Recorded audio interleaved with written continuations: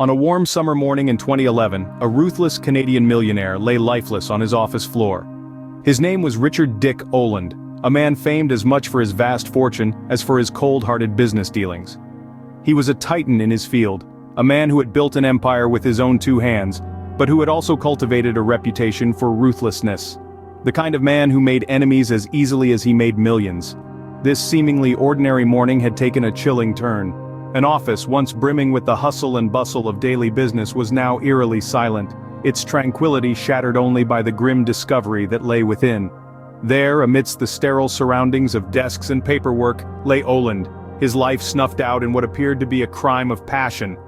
As the news of the millionaire's murder broke, a wave of shock swept through the city. Whispers filled the air, speculations ran rampant. The ruthless businessman, the millionaire with a long list of enemies, had met a violent end. But who could have done it? Theories began to circulate, each one more chilling than the last. Was it a disgruntled business associate, a wronged lover, or perhaps even a family member? The possibilities were as numerous as they were unsettling. The public was left in a state of disbelief. This was a man who had everything: wealth, power, influence. Yet beneath the gilded surface it seemed there was a darker narrative unfolding. A narrative that would lead to a shocking end for the millionaire and a lingering mystery for the city. Who could want the millionaire dead? This was a question that would haunt the city for years to come. Dick Oland was not just a millionaire, he was a man who had made many enemies. Richard Dick Oland, a towering figure in the Canadian business landscape, was known for his relentless pursuit of success. His ruthless business dealings earned him a fortune, but at what cost? He was a man who had no qualms about making enemies, and he made quite a few along the way. Oland's empire was built on a bedrock of fierce competition and shrewd tactics. He was a man who knew the value of a dollar and was not afraid to fight for every last cent. His peers often described him as a shark in the business world, always ready to seize an opportunity and never backing down from a challenge.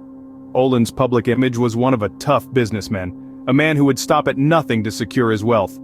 His reputation for ruthlessness was well known, and it was said that he had a knack for turning friends into foes. Yet, despite the animosity he generated, he was respected in business circles for his acumen and tenacity. The public's perception of Oland was a mixed bag. While some admired his entrepreneurial spirit and his ability to amass wealth, others saw him as a heartless tycoon, willing to steamroll anyone who stood in his way. And it was this reputation that led many to believe that his murder could have been an act of revenge, a retribution from one of the many enemies he had made. But the truth was far more complex. Oland's life was not just about business battles and ruthless competition. He was a man of contrasts, a millionaire with a complicated personal life. His relationships were as turbulent as his business dealings, and it was within these personal connections that the seeds of his tragic end were sown. But the murder scene suggested a different story, one not of a calculated business rival, but a crime of passion. This was a crime that pointed not to a disgruntled business associate seeking vengeance, but to someone much closer to Oland, someone who knew him well, and maybe even loved him. The office, once a symbol of Oland's success, had now become a chilling tableau of his demise. Imagine a place of power, a sanctuary where business deals were made, fortunes amassed, and a legacy built. That was Richard Dick Oland's office. But on that fateful summer morning, it was transformed into a grim scene of violence and betrayal. The brutality of the attack was immediately clear. Oland had been bludgeoned to death, a shocking 70+ wounds inflicted on his body. It was an overkill, often indicative of a crime of passion. This wasn't a simple act of revenge or a professional hit. The ferocity suggested a deep-seated anger, a personal vendetta. Every inch of the office told a story. The desk, once a testament to Oland's authority, was now smeared with blood. The room was in disarray, papers strewn about, yet strangely, there was no sign of forced entry, reinforcing the suspicion that the killer was someone Oland knew and trusted enough to let in. The murder weapon was nowhere to be found, but the nature of the wounds suggested it was something heavy, blunt, and readily available. This pointed towards a crime of impulse, not premeditation. The killer had likely lashed out in the heat of the moment, using whatever was at hand. Then there was the time of death. Oland was last seen alive late in the evening, but his body was discovered only the next morning. This suggested the killer was familiar with his routine, knew when he would be alone and vulnerable. Each piece of evidence painted a chilling picture. This was no random act of violence, it was intimate, personal. The killer had not only wanted to end Oland's life, they had wanted to make a statement, to leave a mark. Whoever had done this had not just wanted Oland dead, they wanted him to suffer. As the city reeled from the shocking news, the investigation into Oland's murder began. The detectives, experienced as they were, found themselves in a labyrinth of complexities. The murder of a millionaire is not a case one encounters every day, and the pressure was mounting. The media was in frenzy, the public was anxious, and the police department was under the microscope. The stakes were high, and the room for error was slim to none. The initial stages of the investigation were met with a whirlwind of leads. The detectives delved into Oland's life, his ruthless business dealings, and the enemies he had made along the way. They started to peel back the layers of the millionaire's life, unearthing secrets and relationships that had been hidden away from the public eye. The crime scene, a chilling tableau of rage and brutality, suggested a crime of passion. The killer wasn't a stranger, it was someone Oland knew, perhaps even someone he loved. This notion, while helping to narrow down the list of suspects, also added a layer of complexity to the investigation. The detectives had to tread carefully, knowing that every step they took could potentially disturb a delicate web of relationships and alliances. The challenges were manifold. The detectives had to navigate through a sea of misinformation, carefully planted red herrings, and a wall of silence from those who were too afraid or too loyal to speak. The wealth and influence of the victim added another layer of difficulty. The investigators had to contend with powerful forces that wished to keep certain facts buried. Yet, despite the obstacles, the detectives pressed on. They followed every lead, questioned every acquaintance, and scrutinized every piece of evidence. They knew that the key to solving the murder lay in the minute details, in the patterns that only a meticulous investigation could reveal. The net was being cast wide, but the killer remained elusive. The investigation had begun, and so had the race against time. The detectives were determined, the city was watching, and the clock was ticking. In a murder investigation, everyone is a suspect, but who could have harbored such a deep grudge against Oland? Let's delve into the pool of potential suspects, each with their own connections to Oland and a possible motive. First up, we have the disgruntled business associates. Oland, known for his ruthless business dealings, had made his share of enemies in the corporate world. A few of these associates had lost significant sums of money due to Oland's decisions and were known to harbor ill feelings.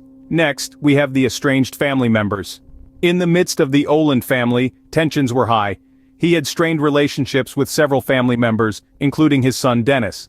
The family was divided over financial matters, and the discord could have potentially turned deadly. Not to be overlooked, we have the scorned lovers. Oland was not just a businessman and a family man, but also a man of passion. His extramarital affairs were not a secret, and a crime of passion was a distinct possibility. Among his string of affairs, was there someone driven to the point of murder? Lastly, we have the overlooked employees. The people who worked closely with Oland, who knew his schedule, his habits, his office. Could resentment have grown in the heart of an overlooked and underappreciated staff member, turning into a deadly rage? Each of these suspects had their own inconsistencies and suspicious behavior. The disgruntled business associates were evasive during questioning, the estranged family members had conflicting alibis, the scorned lovers were cagey about their whereabouts on the night of the murder. The overlooked employees had inexplicable gaps in their work records, but as we know, suspicion and guilt are two vastly different things. All of these suspects had a motive, and all had a connection to Oland. Yet, the question remains, who among them was capable of such a brutal act? Who had the most to gain, and the least to lose? Among these potential killers, the true murderer was hiding. After months of relentless investigation, the killer was finally unmasked. In a chilling twist, the murderer was none other than Oland's own son, Dennis. The relationship between father and son, like many, was a complex one. It was a mix of love, respect, but also resentment and rivalry. Dennis was raised under the shadow of a larger-than-life figure, a ruthless businessman, a millionaire who had no qualms about making enemies. So, what was the motive? Investigators believe that the motive was fueled by a combination of financial desperation and personal animosity. Dennis was struggling with his own business, living in the shadow of his father's success, and yearning for approval that seemed to be perpetually withheld. This potent mix of emotions and circumstances proved to be a deadly concoction. The breakthrough in the case came when traces of Dennis's DNA were found at the crime scene. This was no smoking gun, but it was enough to cast a shadow of suspicion. Further investigation revealed that Dennis had been the last person to see his father alive, and his alibi for the time of the murder was shaky at best. As investigators delved deeper, they uncovered a trail of suspicious activity. Prior to the murder, Dennis had been frantically searching for ways to resolve his financial problems. His desperation was palpable, and it appeared that he had finally decided on a course of action. A course that involved the unthinkable, the murder of his own father. When the revelation was made public, it sent shockwaves through the community. A son accused of killing his father, a millionaire no less, was a story that shook the very foundations of societal norms. The public grappled with the gruesome reality, while the Oland family was left to deal with the painful truth. As the case proceeded to trial, it became clear that the evidence against Dennis was damning. His financial troubles, the DNA evidence, his shaky alibi, and his volatile relationship with his father all pointed towards his guilt. Yet, despite the evidence, there were those who found it hard to believe that Dennis could have committed such a heinous act. After all, he was a son, a brother, and a father himself. Could he really have murdered his own father in cold blood?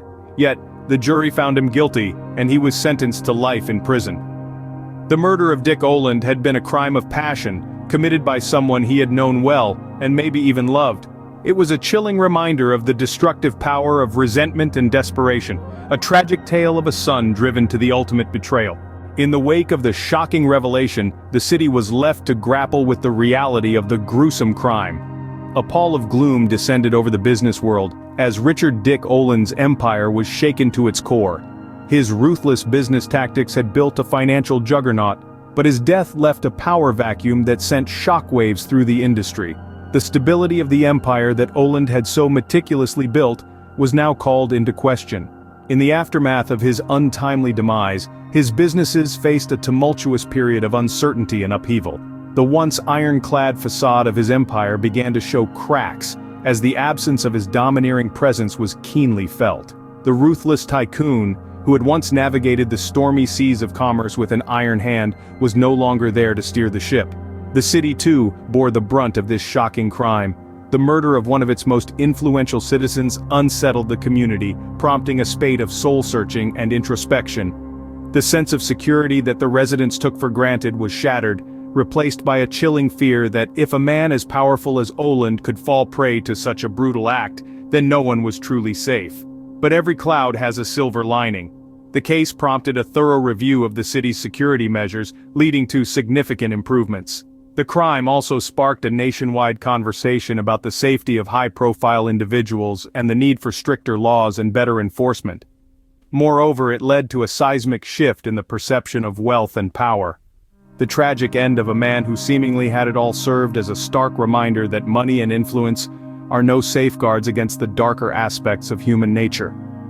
The murder underscored the fact that beneath the glittering surface of wealth and power, the same base emotions, hatred, jealousy, and rage, still hold sway. The murder of Dick Oland remains a chilling reminder of how even the most powerful can fall victim to the most human of emotions: hatred, jealousy, and rage.